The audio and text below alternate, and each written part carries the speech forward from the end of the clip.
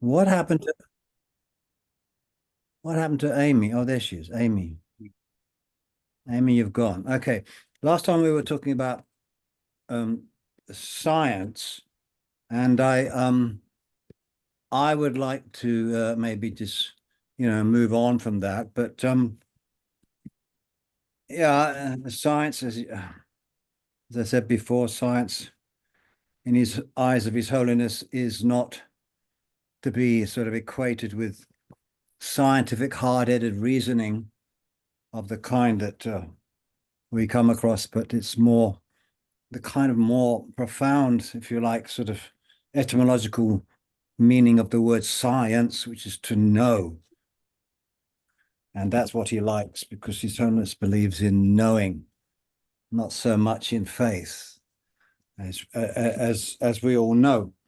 So I'm just gonna chop and change here and go through. Well, has anyone got the book? Or do I have to read out pages or? Okay. So on page 147, I'm going to quickly go through this. There's something about change here. The top paragraph, His Holiness says, why do changes occur? Change occur through causes and conditions is a natural process. What is the reason for the variety of changes? Change occurs due to the existence of an opposing force. If there is no opposing force, there will be no change. With external phenomena, for example, those that exist as mutually opposing elements within the four elements, such as heat and cold, are opposing forces. The strength or decline of one opposing force causes change in another. Heat and cold cannot remain together as individual continuums because they are opposing continuums. Light and darkness cannot remain together. There are many types of opposing forces. I mean, this is essentially the kind of philosophy that underlies Loden, mental training, mind training. The whole philosophy of mind training is based on the fact that two opposing forces cannot remain together in a mind. So if you are angry, if you're impatient because someone just did something to you, or they cut you up on the or something like that, at that moment, that impatience is kind of strong, rather sort of hostile, violent force in your mind. At that time, there cannot be no sort of real love and understanding and pity for the person who you're angry with. They one will destroy the other, like His Holiness says, like light and darkness. And so the whole sort of rationale of mind training is that slowly, if we work to replace the sort of negative black forces of anger and so on by bringing in a bit of light of love and compassion, slowly, they will start off being rather imbalanced, but slowly, the stronger one becomes, the weaker the other becomes. Because, I mean, as Dharmakirti says in Brahmanavartaka, you cannot have two opposing states of mind, So working to get one will always destroy the other. So I think this is really important because there are many of us who believe that, oh, I am this way, I am like this is me, I can't change now, I'm too old, or this, that, and the other. But this is not lacking. This is lacking the ability to recognize that the nature of the mind is one of clear light. That all states of mind, however strong they are not sort of innately one with the mind itself. They can be separated from the mind. That is what Buddha nature is about. They can be separated from the mind, and the way you separate them is by bringing in something that is opposing. I was just doing some before I came on. I like to do photography, and I was just working on Lightroom, which is like a sort of Photoshop, playing with colors. And it's the same thing, you got light and shade here, and you bring in another color, and then you bring in a light here, and they in the end you end up with a picture that's completely different to the one you took in the camera, because you're using these kind of various opposing forces. So I think this is what there is two types of change, right? There is the natural change, which is the sort of the four elements moving, even climate change whether it's man-made or natural, is an example of how the four elements combine and sort of interact with each other to bring about change. When we talk about impermanence, all things are impermanent. I mean, and when we talk about impermanence, it's the subject, it's change. And when we talk about time, time is the measure of impermanence, really, isn't it? If time passes. People say, "Oh, yeah, we are in different times now." What does that mean? The 40 years ago we believed this, and now we have all these different attitudes. Times have changed, but what has changed? I mean, when you say time, time is a measure of our changing social attitudes, our changing sort of values and so forth. And that's how we measure time, time. So when we're young, then we are middle age, then we're old, and so forth. And we talk about the time of our lives, how it's all about change. There's natural change, but there's also the kind of sort of deliberate change that we enforce in our own mind, which is essentially what Buddhist practice is. It's about changing the mind. If you're not changing the mind, you're not really practicing anything. So, and I think this is some, quite important thing, this whole idea of change. And he goes on, in analyzing phenomena, we seek to identify those opposing forces. For example, something hot to the touch and something cold to the touch cannot exist together in a single continuum. They are opposing forces. Therefore, when we want to reduce the heat of something, we rely effectively upon something that is cold. Conversely, we rely upon methods of heat in order to destroy cold. In this way, we take advantage of phenomena that are naturally opposing to accomplish what we need and to banish adversity. Yeah, that's how we use the four elements, the external world of the four elements, to make our lives convenient, right? If it's dark, we turn on the light. If it's cold, we turn on the heating. We make use, of the sometimes not always to really beneficial or productive manner, but we do use the four elements to make our lives more comfortable. With consciousness, carrying on, with consciousness also, we can identify opposing forces and use them for purposes of eradicating that which is harmful. Consciousness does not have the same kind of opposing forces found in the external world. With consciousness, there are the opposing modes of apprehending, right? For example, two people can look at the same picture or listen to the same piece of music, and they will hear it differently. One person will love it, one person will loathe it. These are different ways, these are opposing ways of apprehending it. We have no liking for an object of aversion, and we turn away from it. The object takes on an unpleasant aspect, and we see it as unappealing. An object of affection takes on an aspect of being appealing, and we feel close and affectionate towards it. An angry mind and a loving mind will not be able to coexist towards a single object at the same time. Through opposing forces, changes naturally occur in the external world. Recognizing them will allow us to control that change. In the inner world of thought also, changes occur naturally through this fundamental principle of seeking out their opposing forces. And by seeking out their opposing forces, they can be deliberately controlled. This is why Holiness talks about the science. Buddhism is a science of the mind, in the same way that as a scientist can devise sort of complicated methods to sort of heat and make things colder and better and so forth. In the external, we do exactly the same in the mind, in the body. Even if some opposing forces are not actually realistic, there is a for example, then you always say, "May all sentient beings be happy," and may all sentient beings. Every morning you can say, May all sentient beings be happy. May they have the cause of happiness. May they be free from suffering. May they have the cause of free from suffering, and so forth. The four immeasurables, right? It's unlikely, unless you are a great siddha, that prayer has a lot of effect on the world around you, right? It doesn't really, by just saying, "May all sentients be happy." What does that actually do to the external world of sentient beings? I don't know. It may not do much. but it doesn't matter. But it has an effect on us, doesn't it? It makes us kinder and more loving people. And so by introducing some opposing force to our natural kind of way of dividing the world up, I like those people, I don't like those people, these people I don't care about, so forth. That attitude is actually weakened through the power of prayer and mantra. Om Mani Padme, Om Mani Padme. That's how these things work. There is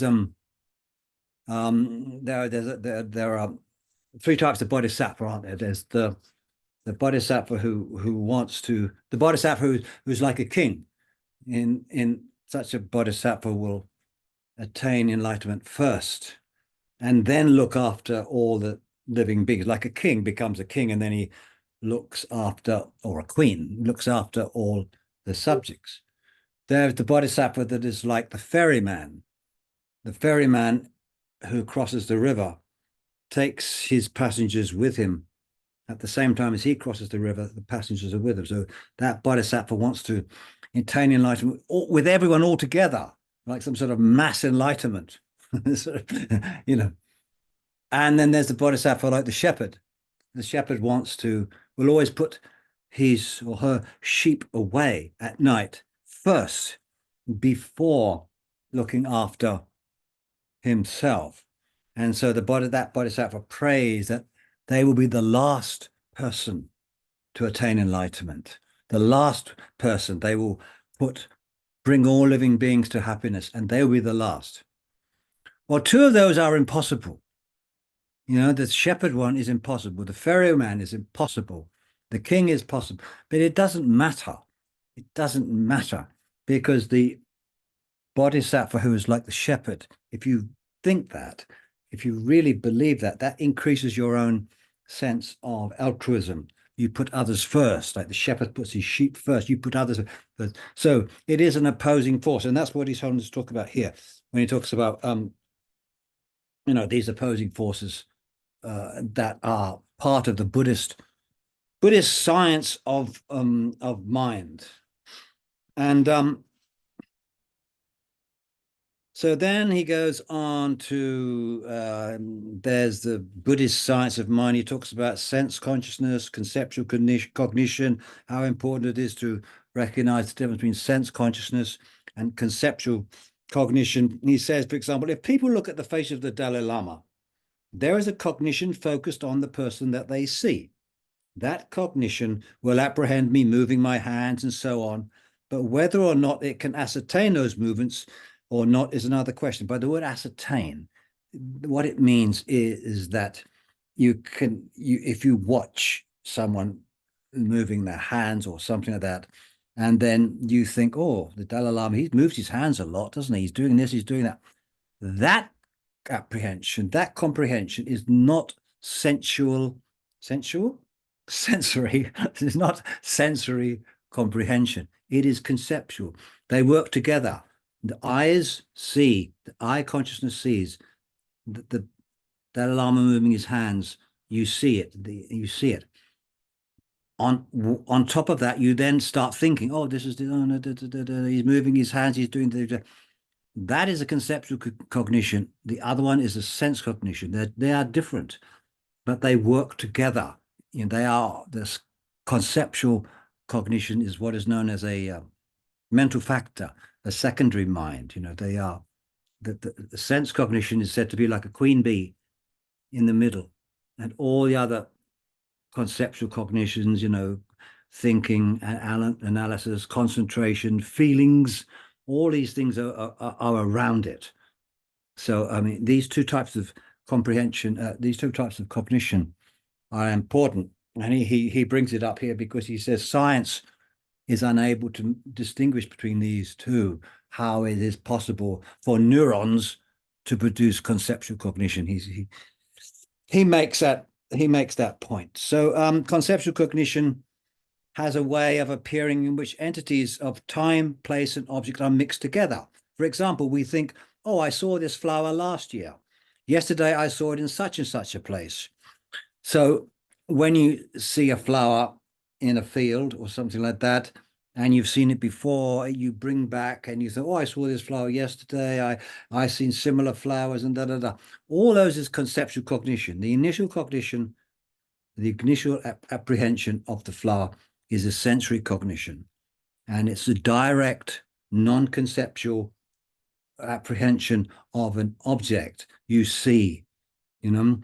Seeing and looking are different, aren't they? You see something, but you're not necessarily looking at it. You can see something without looking, right? So seeing is a direct sensory apprehension. Looking, concentrating, thinking, wondering, that is cognition. That is conceptual cognition. And in Dharma, you work on the conceptual cognition, not the sensory. You can't change the sensory. I mean, if you we all want to change our environment so that we live in beautiful places. Of course, that's natural.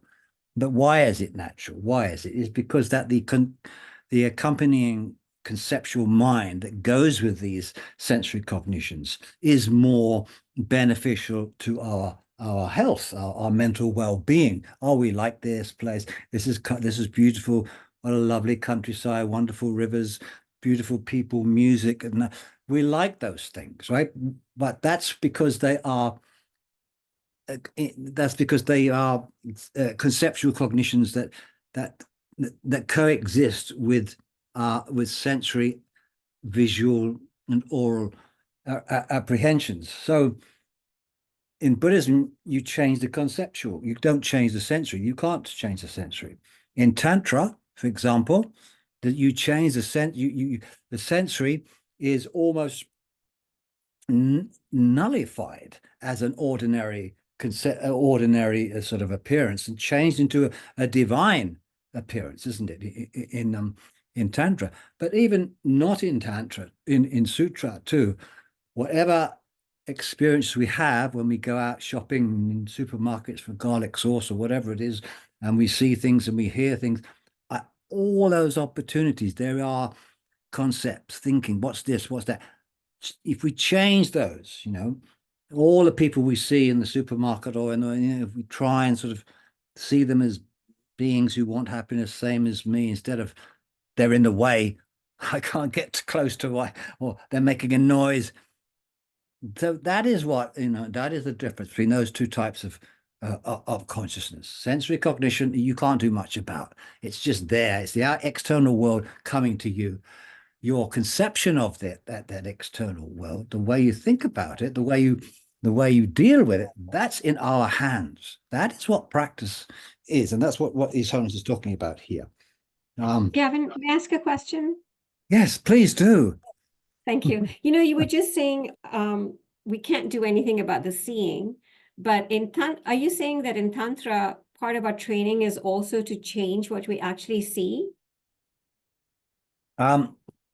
Yeah, I'm going to come to. I hopefully Okay. I'm going to do Tantra in because I want to do some Tantra. Yeah, but I mean, yes, I mean, okay, when you perceive the world as a divine mandala, or yourself as a divine being, as a deity, right?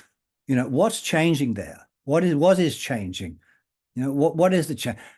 If you really change the world into a mandala and yourself as a deity, then others should see it as well, but they don't. They see the same old boring Gavin, So it is a conceptual cognition. Now, the creation stage, generation stage of Tantra has another name. It's called the conceiving stage. It's called the conceiving stage or the imagination stage. Right. So there are words in Tibetan in which Mervachaba means that you visualize. In Tantra, you visualize, you imagine, you conceive. This is all from our inner sort of consciousness, our inner conceptual mind. Now, there are differences about this conceptual mind depending on, some of the Dzogchens, some of the Mahamudra texts, and it's a little bit different, but basically it really means that the why Tantra is so powerful is that rather than just sort of changing our conception in ordinary sense of trying to see other sentient beings as in need of happiness and so forth, it actually changes it to the point where the whole of our existence is an enlightened state.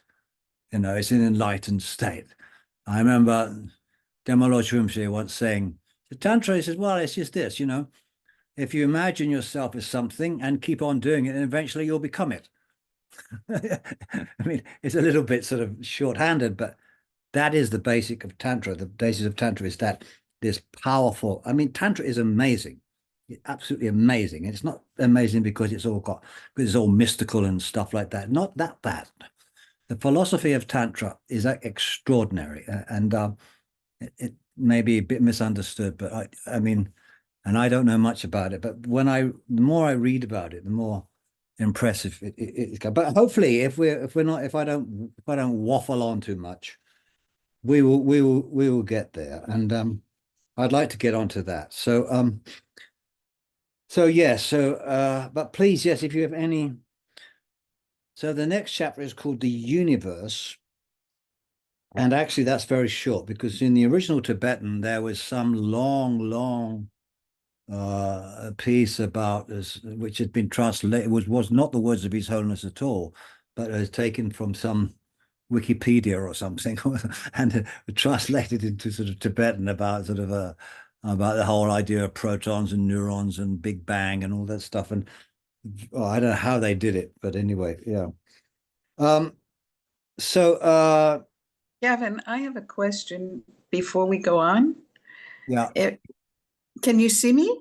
Yeah. I can see you. Sorry, I was just I was just looking at a notification. Sorry. Okay. Because I did something to my screen, so I don't know whether you can see me. So my question is, when we pray, when we make prayers, when we request, what are we praying to? Yes, that's the main question, is what are we praying to, and how does this differ from praying to God? Oh, good. Well, it's a very good question. Very good question. But His Holiness actually says later on here in the Tantra, he said, we shouldn't think of these beings that we're praying to as external realities. We shouldn't see them like that. So if you pray to Manjushri as being the embodiment of Buddha's wisdom, right? First of all, you have to know, what is the Buddha's wisdom? What does it mean? If you don't know what the Buddha's wisdom is, then you can't really pray for it. So you understand, what does it mean to be the Buddha's wisdom? What does it mean to be enlightened? What does it mean to be omniscient? Omniscient doesn't mean that you know everything at all times. It just means that you know the way of cause and effect and how it works and how it operates in order to bring us more happiness. So, and also that the Buddha knows the true nature of phenomenon, without abandoning the conventional reality. Right now, we can't do that. Even advanced bodhisattvas can't do that. They either see the conventional reality, there's a computer and there's this or that and the other, or they're in meditation and the conventional reality sort of disappears and the truth of all phenomena is directly appearing to them. That's when they come out of meditation, it all goes back again. It not quite goes back again, because it goes back again, but to a point where they do see everything as there is this, there is this, there is that, but it's not real. So, when they say that, things are like illusions, they're like dreams. It's very important. It's Tsongkhapa says, you can't, if you just go around telling yourself all things are like dreams, all things are like illusions, that won't work. You have to know that things are like illusions. You have to know, and that's where meditation, comes in. But so that answer to your question, yeah, I mean, it's interesting. I mean, the word prayer actually it's a kind, some people translate it as asking, don't they, or making requests. But most prayers are asking for something, aren't they? You know, you ask, you're either asking or you're praising. It's one of those two, isn't it? You know, you either praise and say how wonderful, you know. If you praise Manjushri or you praise Chenrezig or you praise Tara, why are you doing that? I mean, she doesn't need the praise. You know, Right. why are you doing it? You know, I mean, it's like that you are praising Manjushri's. You are praising the. There's a wonderful prayer that His Holiness says. You know, yeah, Manjushri. What is I say it every morning? Now I can't think of it. You know, Shuno Chalo Changwa, you who hold the Shuno Chalo, you hold the Shuno Chalo, the embodiment of youth. You whose light clears away the darkness of the three worlds. When he said this is His Holiness said this is a very powerful prayer. Now, why is it a powerful prayer? It's just 4 lines. What's powerful about it? If something is powerful, it has an effect, right? Otherwise, it wouldn't be powerful. It was just words. So he's saying, you know, Manjushri. You pray to Manjushri as the light of wisdom. Wisdom is a light, right? Wisdom, the light of wisdom. Ignorance is darkness. So you're praising Manjushri or requesting Manjushri for the light of wisdom to enter into you, right? So and when you do the mantra or mantra, that is actually somehow activating the light of Manjushri. Now, I'm doing something by the 5th Dalai Lama. He says something like, one line which struck me. He said, if you know how your consciousness can arise as the guru or the deity, then you don't need to seek blessings elsewhere, right? And this is like, I think it's really profound. It's like tantric sort of blessing, because what is blessing? Blessing is like your whole being, your whole consciousness being kind of uplifted. You know, the word. I think Alex translates Jinlab as uplifting or something. You're uplifted. It becomes special. Like it's like a fairy godmother sprinkle magic dust all over you. If you imagine your consciousness as one with Manjushri, right? Can you imagine that? Actually being one with Manjushri. Then, as Manjushri is the wisdom of all Buddhas, of the knowledge, of omniscient knowledge, of all that knowledge, then your consciousness automatically becomes so close to that, you know, and you are being blessed. So that is the power of prayer. It's not, as His Holiness says often, you know, it's not you are asking Manjushri for help. It's not that. Or, you know, you keep saying, you know, in Tibetan we say, oh, Lama Ken, Lama Ken, Lama Ken. You know, the Lama knows. He said, it's not that. He said, if you do that, you're no different to Christians, you know, asking God for help, which is your question, Amy.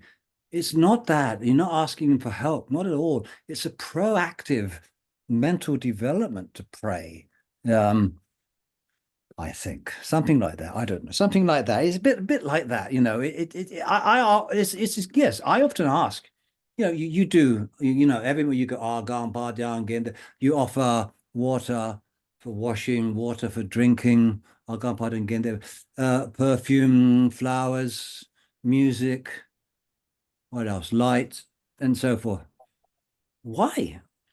Why are you offering these things? I mean, they don't need them, you know. Why? And it's there's a very interesting word in Tibetan called nyen. Nyen means to get close to.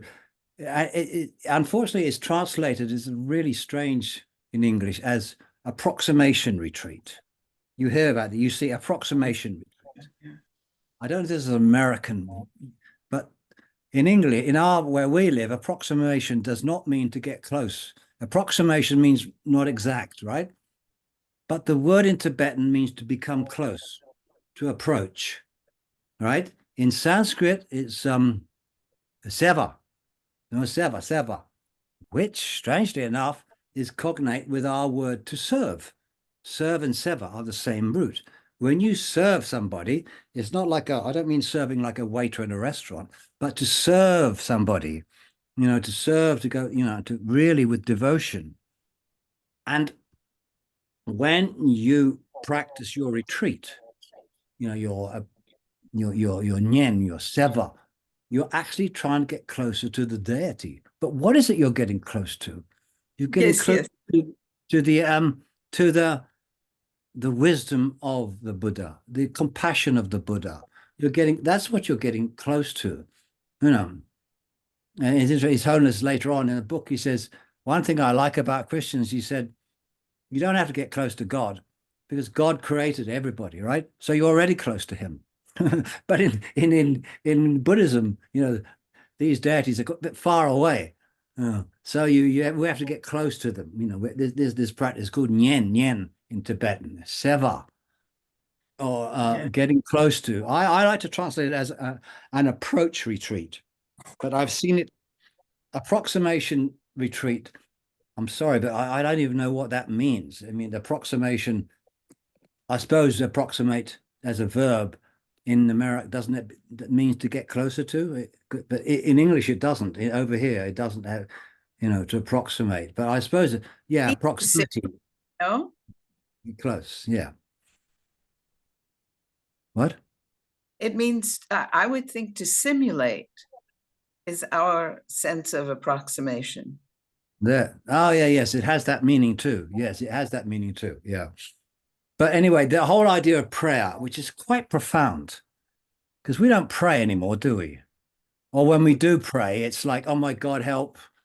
Something's going to, we pray, we go like this. Oh, we're going to, this kind of praying. This is not prayer. This is just hoping that some divine, praying is not hoping for divine intervention. That's not what prayer is. Divine intervention ain't going to happen. It's the good question, Amy. Just one more thing. So in terms of your distinction between sensory and cognitive, this is cognitive change. Conceptual. Yeah. Conceptual. Yeah. Yes. It is. Yes. I mean, so the word then I'm left with one other thing, and I don't want to take too much time with this, but just the idea that why not just pray for wisdom and not to Manjushri? Why? What would you pray for? I mean, you need. I mean, Manjushri is the embodiment. In Tibetan, Rangzuk. Zuk means form. Rang means self. If compassion had a form, it would be Chenrezig. If wisdom had a form, it would be Manjushri. It's just a physical personification. Maybe that's a good word. Personification or manifestation. No, personification of these. Don't we do that? I mean, when we have Christmas or whatever, we adorn the tree, we put lights up. These things mean something. They're not just sparkly things for kids to go ooh ah. They have some meaning, and I think that's what we do it in our own culture. We actually kind of use our we kind of have a legacy, don't we, of old our culture from the past. It's still there a bit in the things that we do. It's a fascinating subject. I could go on, but I won't. I'm sorry to take so much time. It's no problem. No, I like people asking questions, and I don't feel I'm Gavin, could you repeat that one line by the fifth Dalai Lama that you said?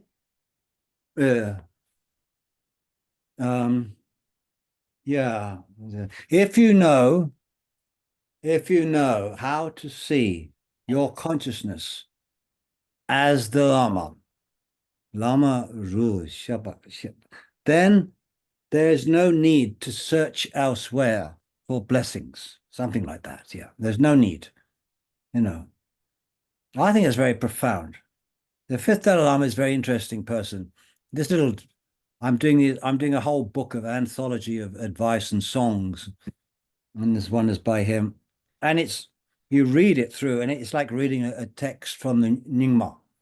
It's full of Dzogchen terminology, you know, because he was very much influenced by Thera Lingpa from Mindraling Monastery. He had a lot of, you know, maybe it was not quite to everybody's liking that he dabbled with with Dzogchen, but he did. He crossed over a lot there, and that's a very profound and something that I haven't got time to sort of be able to comprehend. But it is wonderful, that whole crossover between, you know, the Nyingma emphasis upon the mind and the Gelugpa emphasis upon the nature of phenomena, how they come together. It's actually quite anyway, let me carry on. I have an acquaintance, a Christian, Father Bede Griffiths, a wonderful old man. One day I asked him, if Christians were to accept past lives, what would be the problem? He replied, there is no past life. The Creator directly created this very life. His Holiness says, listen to this. I saw this as very profound. If you believe in a Creator, and it is explained how the Creator made this actual world, you will generate great devotion. For example, our body was given to us by our parents, and especially our mother. Because of this, we feel very close to our mother. Even animals feel this way. As much as we are devoted to our mother, that much we will happily respond to what she says. Yeah, this comes from devotion to her. Likewise, someone who holds the view that a creator God produced this life of ours will have great devotion toward that creator, and the strength of their devotion will determine the strength of their desire to follow that creator. And what is that creator's wish? For us to be kind and compassionate. That is the creator's main instruction. Therefore, I see this assertion as being very profound. This is the Dalai Lama's way of thinking. He doesn't poo-poo it. Oh, you know, you Christians, you know, this is ridiculous. You know, there is no past life. You know, of course, he doesn't do that. He doesn't do that. As I said before, he doesn't have an ounce of cynicism. This man, not an ounce. So instead he sees it as a positive. Then he goes on to say just what we were talking about. Tantric Buddhist practitioners engage in a retreat practice called deity approach, i.e. that's a seva, the Nyen, in which they devote themselves to and become close to the meditation deity, therefore accomplishing that deity. In Tibetan, you know, the purpose of the retreat is to Manjusri Janyang Druba. Druba means to attain, to practice, to get, to achieve. Druba, Jamyang Druba. You accomplish the deity. That doesn't mean to say that that means you've gotten close to the deity. However, for theists, a creator God has directly created this life. And so there is no need for any deity approach. The creator of the world has given us this very life, and there is a natural closeness arises. Therefore, this exertion is very significant. It's true, isn't it? I mean, if you think, you know, I think true Christians are quite emotional when they talk about God. They become very emotional in their way that they relate to God, almost on a sort of, emotional level. They relate to God. God is everywhere. God is close. God created us. God, you know, is responsible for everything.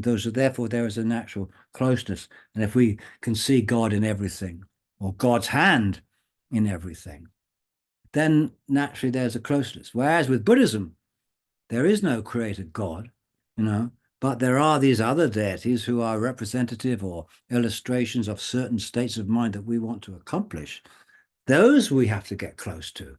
And that's that's harder. There's a lot that involves going into retreat, 3-year retreat or something like that. So this is what he means here, I think.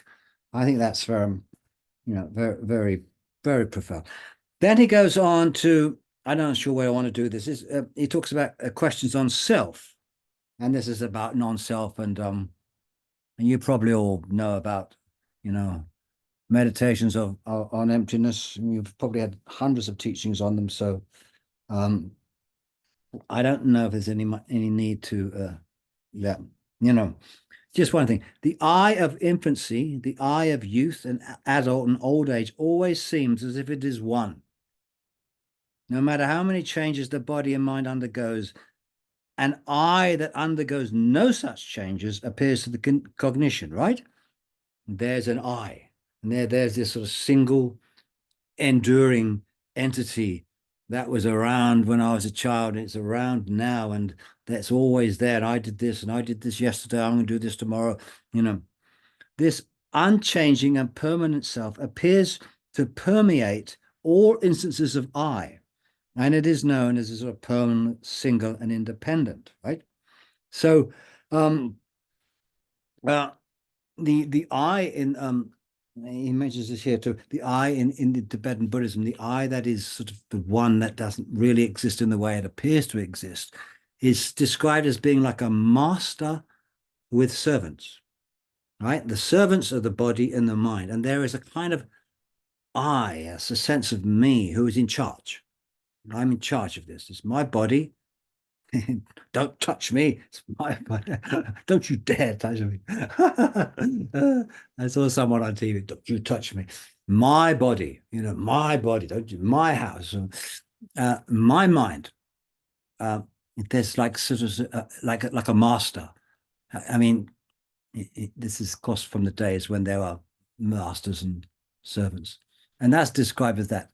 There is that. There's also the other one where I is seen as something that seems to be permanent and unchanging, that's been with us since childhood. So these are examples of the I that appears in a way that does not stand up to analysis. I'm sorry, but it's just not there. And there's, there's a Shantideva said, if you don't understand what it is you're refuting, you can't do it. So first of all, you've got to identify, what is this? What is this? What is this sense of I, when you get angry, when you get upset, there's a very kind of, we go like this, don't we? It's almost like, the I sort of rises up to identify, this. And so he talks with this. Yeah.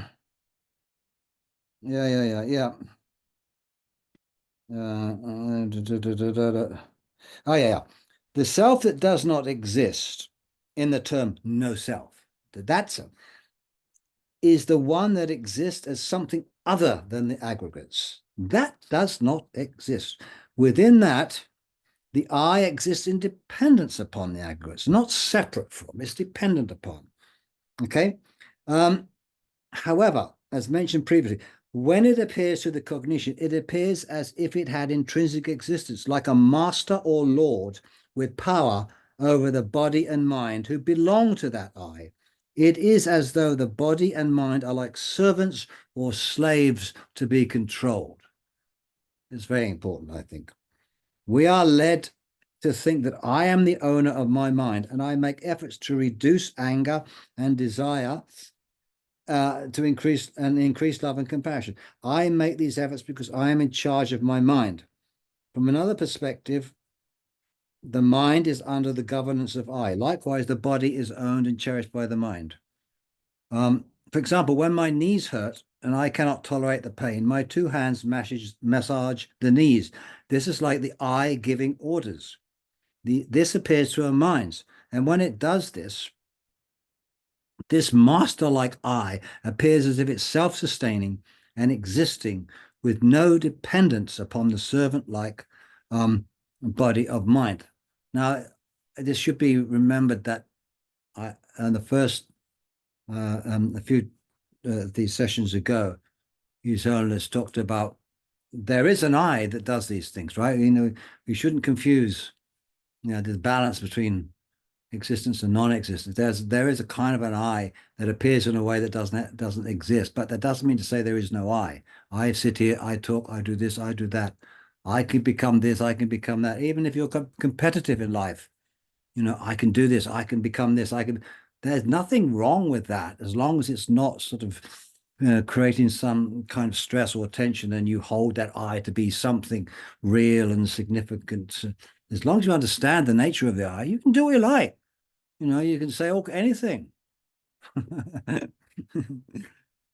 Anyway, I'm going to move on. Then he goes on to, does self have a beginning? Does self have an end? Yeah, well, the book is so long and it's difficult to know. Okay, here's one thing. Consciousness, we talked about earlier that there are opposing forces to every state of mind, such as anger, pride, desire. You know, again, you know, this idea, there's a meditation where you see the entire world as being covered with bones, filth, disgusting. It's a wonderful world. You know, what a wonderful world, said Louis Armstrong. Yeah. It isn't that, is it? But if you truly see the world, not truly, if you sincerely see the world in this way, then it reduces desire, right? It's an opposing force. The fact that the world is not covered with bones doesn't matter. Doesn't matter. What's important is the development of the mind. That's important, yeah. However, there is no opposing force that can that can hinder the nature of consciousness. The nature of consciousness is that which is clear and knowing. That is the fundamental, not the ultimate. The fundamental nature of consciousness is that it has a kind of clarity, like the sky, and that it knows. It is conscious, right? We use the word conscious, don't we? You know, a dead person doesn't know anything or can't see anything. Why? Because the consciousness is gone. They are not conscious. Even when you're asleep, we say, oh, he's not conscious. Conscious is this kind of knowing. That is the nature of consciousness, and it has a kind of clarity. Those two things, there is nothing that can destroy that. Important. Nothing can destroy that, which is, of course, opposite to the scientific hard-headed realist who say that when the body is destroyed or when the mind is destroyed, consciousness is destroyed. There's an old school, ancient Indian thought called the Lokyeta, I can't remember, Gangpemba, who say that consciousness is like a drawing on a wall or a mural on a wall, you know, something that's embossed on the wall, right? If you destroy the wall, you destroy the mural. And they say consciousness is like that. If you destroy the body, you destroy the consciousness. Well, Buddhism says no, absolutely. Why? Because consciousness is of a nature that cannot be destroyed. In that sense, consciousness is forever. It's not permanent in the sense that it doesn't have any causes, but it is everlasting. It is that consciousness that goes to Buddhahood. That is the one that becomes the Dharmakaya. That becomes the Dharmakaya. Is that the Dharmakaya is the mind of the Buddha, right? If you look at that, is that consciousness. It is that consciousness which, in its very subtle form, appears in the Bardo, and then can be used by tantric practitioners to transform into sort of, it is Samanta Bhadra. It is the primordial Buddha, to use Dzogchen terminology. It is It is, yeah, it's Samantrabhadra, the primordial Buddha, the first Buddha, the everlasting sort of primordial mind. It is that is indestructible. And so consciousness itself, there's nothing. The body can be destroyed. Consciousness, no, in Buddhism. And if it can be destroyed, then please tell me how it can be destroyed, because I don't see how. Anyway, so he says there is no consciousness that will contradict the nature of consciousness. There is no obstacle that can hinder its existence, and thus it has no antidote. Anger, desire, and so on are misperceiving cognitions that contradict reality. Therefore, when a cognition is developed that knows reality, it contradicts such cognitions.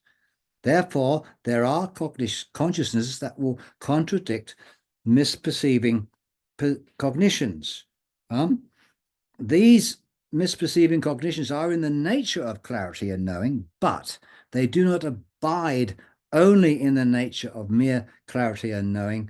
They misperceive reality by the force of other conditions. He gives an example here, which I can't find now. Oh, yes. When a misperceiving cognition comes into existence, it wrongly perceives the reality of a situation. As long as that reality exists, it remains as an existing phenomenon, the reality, regardless of whether or not an antidote to that misperceiving cognition has been applied to the mind. For example, if there is a white flower and someone whose eyes are faulty see it as yellow, according to common convention, that flower is white. Therefore, at all times, there exists an opposing force to that cognition perceiving the flower as yellow because of a fault with the eyes. Why? The cognition that sees the flower as yellow does so because of some temporary circumstance. But in reality, the flower is not yellow, it is white. Therefore, the reality of the flower being white will remain until that flower is destroyed. And for that person who looks at the flower, as soon as the temporary fault with the eyes disappears, they will see it as white. The perception that sees the flower as white has a completely opposing mode of apprehension to the perception that sees it as yellow. So this is about, the eye appearing in a particular way that it does not conform to reality. Emptiness is not something that the Buddha invented. It was something that has been there ever since, forever. I mean, emptiness is the nature, the final nature of phenomena. It's not a Buddhist tenet. It wasn't invented by the Buddha. So therefore, it is a reality. It's always there. The primordial reality is always there. Nothing, you may see in texts, things are pure by nature. That means that they have always been empty of existing in the way they appear. They've always been that way. By nature, they are pure of that. But is our ignorance that kind of conceives it, like seeing a white flower as yellow. So, but there is always something there, and that will oppose. So we talk about opposing forces. The nature, the reality of phenomena, when once seen, will oppose the ignorance. That is the light of wisdom, Amy, that in Manjushri, you pray for that light of wisdom to clear away the darkness of the three worlds. That is what he's talking about there, I think. God, it's 4:30. What time is it there? He then goes on to talk about the Pali and the Sanskrit traditions, which is mainly stuff you already know. He then goes into the differences between the Gelugpa, the Kagyu, and the Nyingma and the Sakya. Now, I don't think we need to go into that. I'd love to go into that, but it's quite complicated. And we've only got one small session after this. So all I can say is buy the book and read it, because Then he goes into a section on Tibet and Mongolia and China. Then he goes in the paths of Sutra and Tantra, the 3 trainings, the 5 paths, the 4 classes of Tantra. It says, yeah.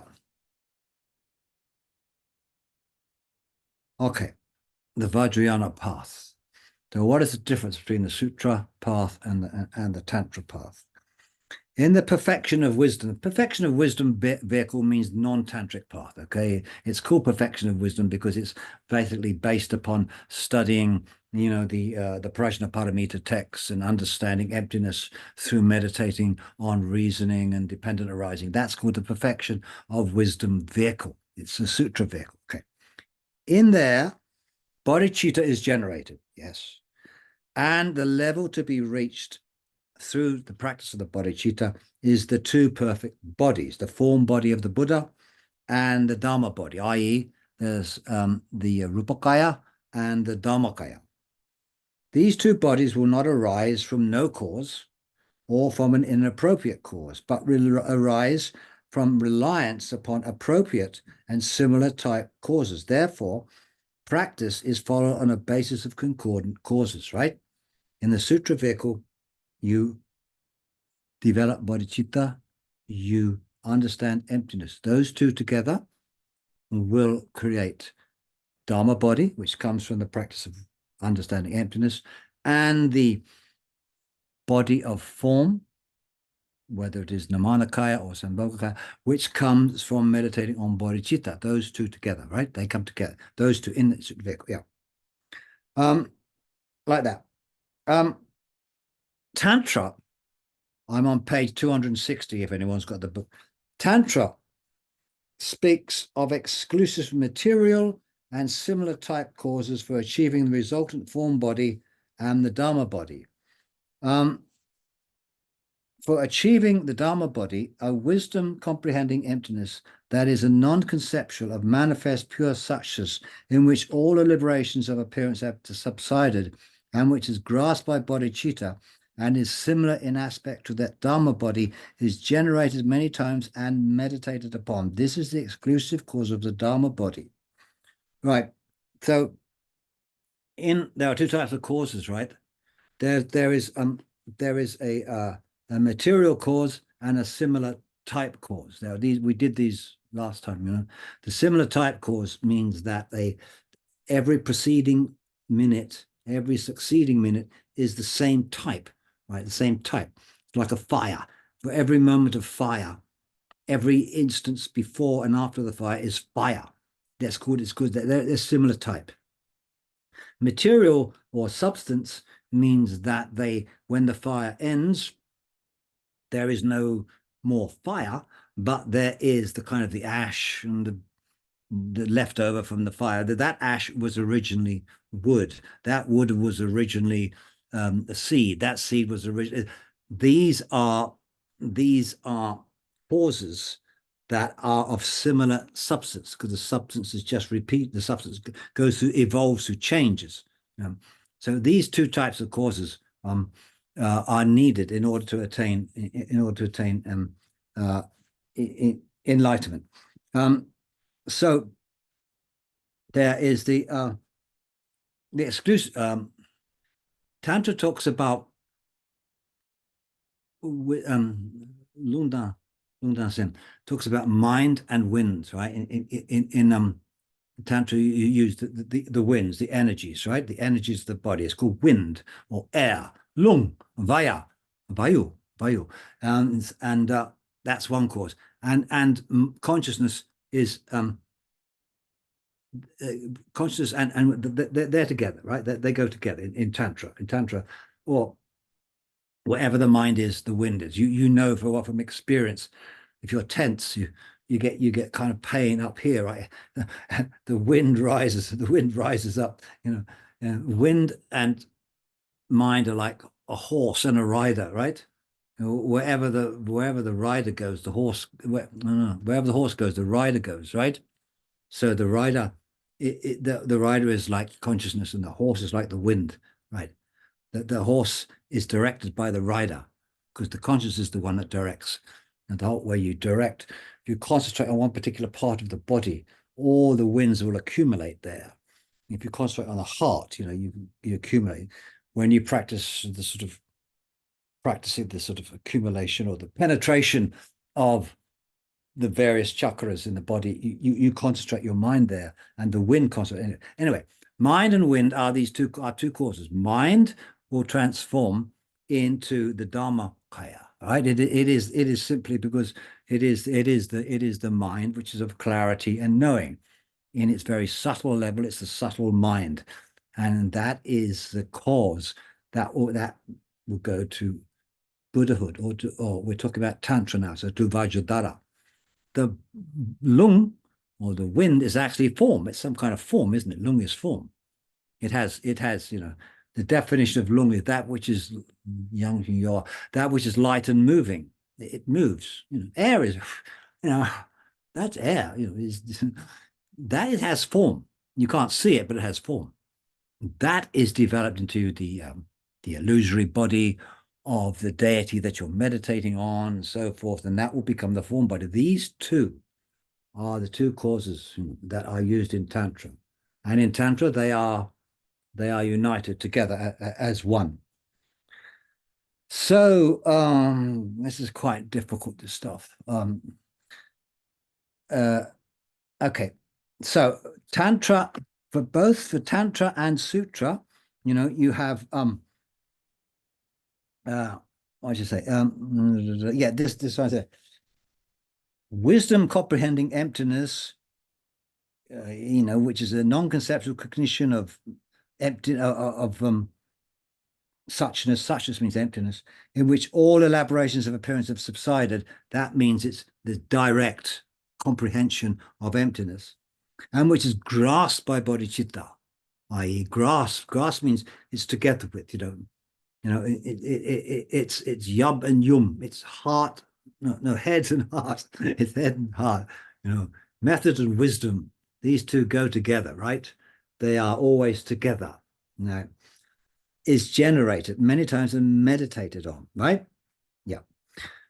This is the same sutra and tantra. It doesn't matter whether you practice sutra or tantra, you have these two things. Okay. Yeah. However,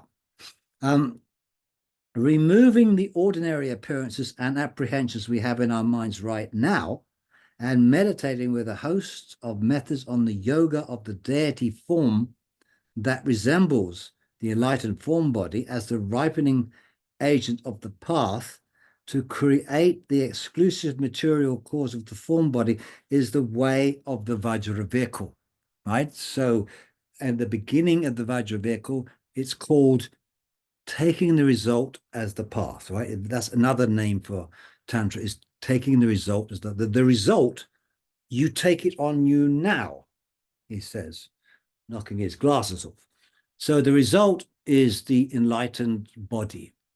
You take that on now. So you meditate on yourself as a deity. You visualize yourself, as Demalocharumsi says, you meditate on yourself as a Buddha, and you keep on doing it. Gradually you'll become that. It's like that, isn't it? I always think it's a little bit like, a sports person or an athlete. They have a goal. If it's running, I think I may have said this before, if you're running in a race, there's the winning line, it's over there. That's where you want to be. And it's almost like you imagine yourself there. You are that, you become that, Yeah, anyone who wants to achieve something, a way of achieving is sometimes to imagine that you already are that, whatever you're aiming to achieve, and it helps you. It's not a delusion. I mean, it can be a delusion if you imagine it in the wrong way, but if you do it right, to imagine what you want to be and what you want to achieve, to imagine that you already are that, and then sort of practice alongside, that helps. So this is what he's saying here. Removing the ordinary appearances and the ordinary apprehensions. Ordinary appearances means that what we said before, that there is a world of this is a different world, an impure world. Removing that. Apprehensions means like sort of grasping at things. Removing those and replacing with a host of method on the yoga of the deity form that resembles the enlightened form body, and this is the ripening agent of the path, that will create the exclusive material cause of the body, right? So the material cause of the body, which essentially is wind, but in Tantra, it's right from the very beginning. You use this method of visualizing yourself as the deity, you know. And I think this is also where in Dzogchen and Mahamudra they have this method. When you read Dzogchen Mahamudra, they talk about, you know, the mind so pervading all space and everything being the play of Samantarbhadra, and it doesn't sound like Tantra, but it's Tantra. It's interesting that I noticed that when Geluk and Nyingma talk about Vajrayana, it's not quite the same Vajrayana as understood in the Geluk, but Vajrayana is actually this kind of transformative mind where you visualize, you imagine these things in your mind, and as a way of becoming them. So I think this is, I mean, I may not be completely correct there, but in the Tantric tradition, these two perfect bodies are not merely united. The enlightened body and mind are of a single entity. So single entity and united are different. Single entity, united means there are two things as one, okay? But they are two things. But in Tantra, they are not two things united, they are one thing, okay? And this is really important, this paragraph. When practicing on the path, it is taught that method and wisdom are practiced as an inseparable entity within deity yoga meditation as a way of achieving the Dharmakaya and the form body, right? They are one. How is this done? This is not just a case of generating a vast mandala of deities and then meditating on the emptiness of them. It's not that. In the sutra, you see things and you meditate on them, and then you apply emptiness to them, you know, like that. That is not the tantric way. That is the sutra way. You know, as I said, in sutra, emptiness is grasped by bodhicitta. Bodhicitta is grasped by emptiness. They work together, method and wisdom, but they are not one. Whereas in tantra, they are one. This is this. First, conviction is brought to emptiness. This is a famous phrase used by a great tantric master, Buddha Sringana, I think, in India. Conviction is brought to emptiness, right? First of all, it simply means that you recall mind the nature of emptiness, that things do not exist as they appear. You recall that. You bring that to your mind, right? It's not that everything suddenly disappears and becomes vague. Not that. You just recall it with your mental cognition, right? And the objective aspect of that cognition of emptiness arises as the mandala and the deities. So when objective aspect of the all cognitions have two aspects, right? There is the cognizing aspect and there is the objective aspect. Now here the objective aspect of that cognition is emptiness, right? You are aware of the emptiness of all phenomena, or at least of yourself, say, for yourself. You know, at the beginning of all sadhana, it says, everything dissolves into emptiness. From the emptiness, you know, I arise. Very profound, those two sentences, you know, because you meditate on emptiness. The objective aspect of emptiness itself, that arises as the deity. That emptiness is the deity. Therefore, they are one thing, not two. The objective aspect of that cognition of emptiness arises as the mandala and the resident deities. Within that apprehension, the object is apprehended as being devoid of any particular nature. This is method and wisdom inseparable as a single entity. This is what distinguishes Tantra from Sutra. you know, I hope I'm not sort of, you know, apprehending or misreading this, but this is how I see it. But furthermore, the emptiness of oneself and the emptiness of the deity are identical in terms of their entities, but the view that comprehends emptiness from the perspective of the visualization arises in the form of the deity. Therefore, the cognition of emptiness itself is imagined as the deity. So that when you arise as I am now Manjushri, I am now Goya Samaj or Yamataka or something like that, what does that mean? That you arise in the form of, you just think, oh, now I'm a deity. Oh, good. You know, it's not quite like that, is it? I think Kaustubh J said, you know, if you think that this deluded I, this stupid I, it can suddenly become a deity, yeah, that's not how it is. Understanding the no self of I, that I do not exist in the way that I appear, that non-existence in the way I appear, that arises as the deity. That's what arises as the deity. Very profound. Very profound, yeah. Conviction is brought to emptiness, and the objective aspect arises as the deity. I've even put I put a note there. What does it say? Oh yeah, this citation is from an Indian tantric text by the Guhya Samaja Buddhishyana, and is often quoted by Tibetan masters, especially by Tsongkhapa. Yeah. So conviction is brought to emptiness and the objective aspect.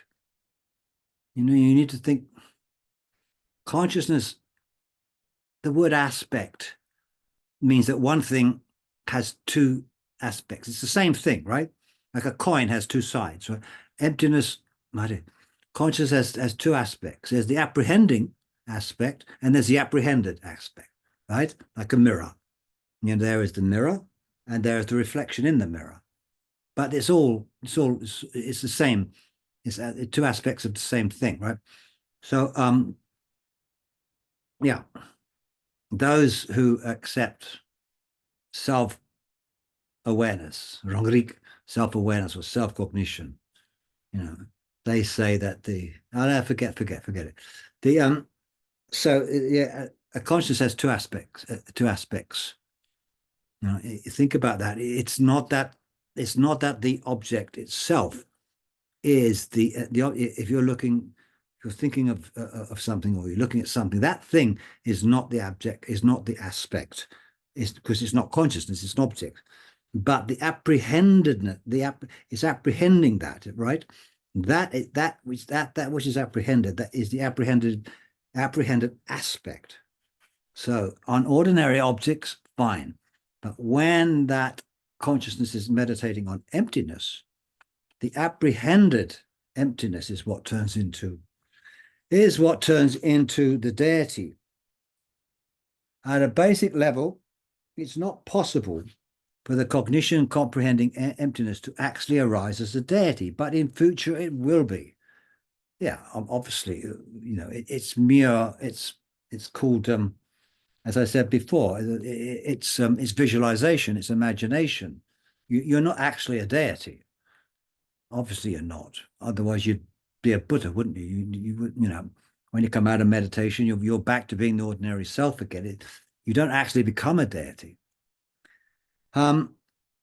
However, in the future it will be. Therefore, there is a need to imagine that as happening now, because the significance of an apprehension of emptiness with its objective aspect in the form of a deity, complete within both complete, because of is very significant. Ultimately, that emptiness will have to be apprehended by a subtle cognition, that is the clear light that arises after the other three appearances have been purified, right? So when you practice on the generation stage in life, your apprehending of the mandalas and the deities and yourself as a deity, it is done as a kind of visualization, as in imagination, and it's done with the coarse mind, the ordinary mind, right? When you die, and you pass before you pass into the bardo, and you arise, it says after the three appearances, there are three appearances at death, right? Appearance, red appearance, darkness, and then clear light. After the third one, when you arise in clear light, in death, that you arise from that. In practice, it's like you sink down and there's a period of unconsciousness, blackness, like going to sleep. And then suddenly you wake up and wow, you're in this clear light realm. That is a subtle mind. That mind is the one that needs to understand. That mind, if you use that mind to meditate on emptiness, and that emptiness arises in the form of a deity, then you can become a Buddha in the bardo. Right? That's why there is tukdam. That's why these great lamas spend days in tukdam after they die. That's what they're doing. So this is it's very profound stuff. I hope you're not getting too bored. Right. So there you go. Nagabodhi, yeah. Yeah. The cognition that apprehends emptiness while the three appearances remain unpurified is of a lesser potential. This is why, in Tantra, there are times when you can, after you've perfected the creation stage, you move on to the completion stage or the perfection stage. You can do that in this very life if you are advanced enough, but you need to activate the subtle consciousness. The subtle consciousness is activated naturally at death, but in this life it isn't. You got to work on it. And the way you do it is by bringing the winds into the central channel through, you may have read of a consort practice or chandali, the tumo, inner fire. All these is designed to bring the consciousness from the left and right channel into the central channel. That will activate the subtle consciousness. That's the whole purpose of it. That is the purpose of it. And that subtle consciousness itself meditates on emptiness, and that objective aspect of emptiness arises in the form of a deity. Once that happens, you're almost home and dry. Almost there. Oh, so, yeah. Okay. Yeah. So the special feature of highest yoga tantra is that it's not only a coarse consciousness that creates the vast and profound paths and various insight, but it is a subtle consciousness, that one that appears in the death, that is transformed into the path to great effect. Simply put, when we practice on the path with our present coarse cognition, there will be much uncontrolled mental wandering towards other thoughts. To eliminate such coarse conceptualization, a strong mindfulness must be generated. A lot of effort is required to hold the clarity of the object and not allow this mental wandering to occur. This is tiring. We always have, we try and meditate with our ordinary mind and wanders off to thinking about what's for dinner and, what am I going to do about this? It wanders off. The significance of the method that generates the subtle consciousness into the entity of the path is it does not make use of coarse consciousness of mindfulness to prevent mental wandering, but with the coarse consciousness dissolved into that subtle consciousness, those mental wanderings become powerless, right? When you dissolve at death, there is the kind of dissolving of the 80 conceptions. Is it 80 or 84? I can't remember. There are all these concepts. They all dissolve one by one by one by one. The mind gets subtler, subtler, subtler, subtler. And so therefore, when you activate subtle consciousness in the bardo, there's no need to practice mindfulness or to control the mind, because all those mental ones, they're all gone. So therefore, this general, at such time, all coarse consciousness have naturally ceased. Therefore, practice is easier. And it can be understood that this has a unique potential. The general method in highest yoga tantra of generating this very subtle mind into the entity of the path is that the coarse winds and consciousness are forcibly halted and the subtle primordial mind is applied to the path. Okay, you talk about the flow of the winds in the left and right channel are halted. They're stopped from flowing, and they're brought into the central channel, and therefore, and they travel up, through the central channel, through the 4 chakras, and you develop the 4 joys and all these. So there are different methods of halting the coarse winds and consciousness. Penetrative focusing upon the channels, winds, and drops. That is where you, as I said before, you focus mainly here in the navel area, and you and you ignite the tummo. And the whole purpose is to stop the flow of the winds, And Kala Chakra, the left and the right channel are the sun, and is the sun and the moon. And then the sun and the moon.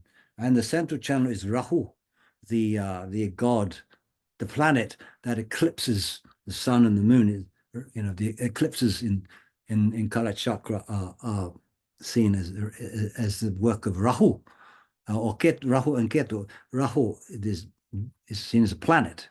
It's not the shadow of the sun, it's a planet. And it blocks the sun, it blocks the moon. Likewise, the sun and the moon channel are blocked by the central channel of Rahu. Kala Chakra uses the cosmology of the outer to inside the body. It's amazing, Kala Chakra. Anyway, so yeah. Yeah, so there we are. That's about it, really. I mean, there's a lot more to be said about that, but yeah. There's a lot to be said about Tantra here. Yeah. There are reasons why there are various forms of deities to be practiced in deity yoga. Okay, why are there so many? Why they got so many arms and legs, and why? Those who have developed the bodhicitta mind, aimed at the achievement of enlightenment, aspire to fulfill the welfare of others. Therefore, at the time of attaining Buddhahood, an enlightened form for the welfare of others will effortlessly and spontaneously appear. Effortlessly and spontaneous. It doesn't need to be forced. The Buddha never gets fed up, never gets tired of helping people. It's a natural thing. Yeah. Here,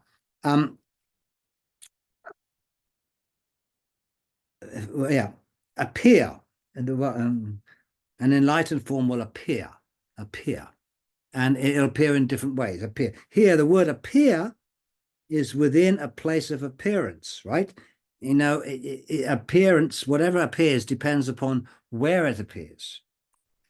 Just as the reflection of the moon appears in dependence on a place of appearance. For example, if it's a small pond, the reflection is small. If it's clear, the moon, the reflection is clear.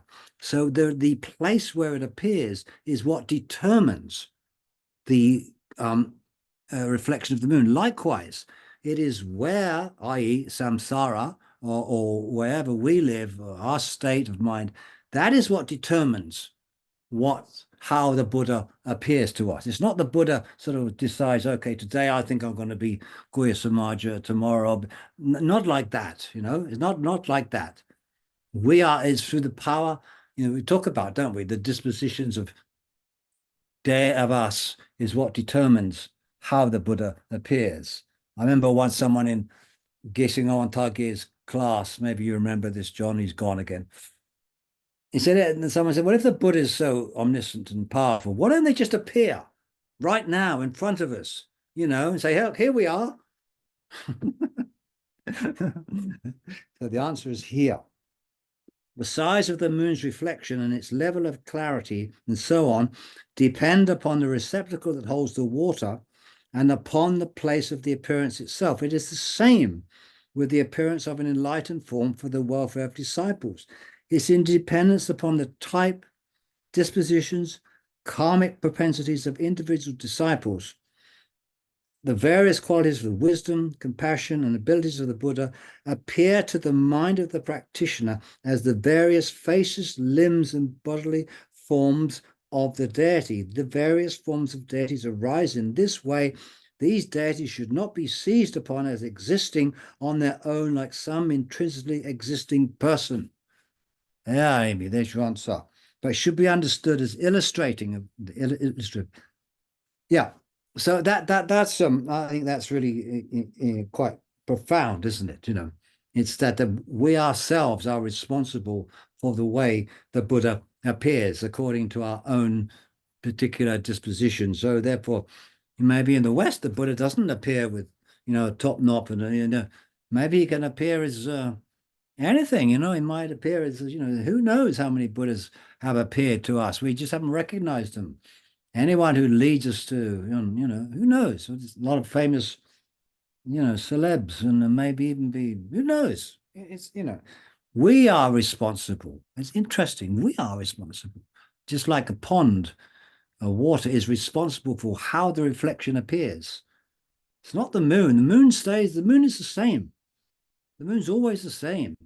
It can reflect in 10 or 12 different ponds and it will appear differently. Right? Because of the different water. Likewise, the Buddha, the Dharmakaya, always the same. But the Sambhogakaya, the way it manifests and manifests, it depends upon us. Oh. Okay. Tiga, bus, ogya. I think that's enough. I'm sorry. It's all very profound. I mean, I just think, you know, Tantra is amazing. The philosophy of Tantra is just amazing. And but it needs to be understood. It really needs to be understood. And I like the quote from the fifth Dalai Lama about, I think that is essence, you know. You imagine yourself, your consciousness as one with the deity or the Lama. Then, you know, of course, what greater blessing could there possibly be? Imagine it now. We could all just do that. Imagine yourself, your consciousness now as being sort of one with a particular deity. And it should be quite transformative, you know, shouldn't it? Yeah.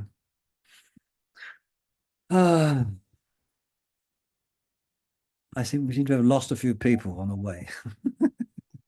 Yeah, I think some people had to leave for another class or something. Okay. All right. Well, we'll leave it there. It's 5:05. We've got one more to do, and we're going to move on to the last chapter, which is about the essence of Buddhism, and it's about there are 150 small biographies of famous women, and as I'm the only man here, so we'll look at. I'm outnumbered. We will look at that. Okay. Gavin, for next week, could you speak a little bit about, you know, His Holiness is how he's always teaching the all-encompassing yoga mind? Yeah. And where that comes from? Like, yeah, it's interesting. That Yeah, I don't know, because I had the same question. So I wrote to Sepak, you know, his translator, and I said, "Where's this come from?" And I can't. He doesn't really know either. There is a couple of tantras in which it appears. I think it might be Guya Samaja. But I'll look at his answer and see what he has to say. But I mean, it's something that's only he's been teaching recently. So he got it from somewhere. I don't quite know where, but yeah, I'll try and see if I can find out. Thank you. Okay, we're finished now, John.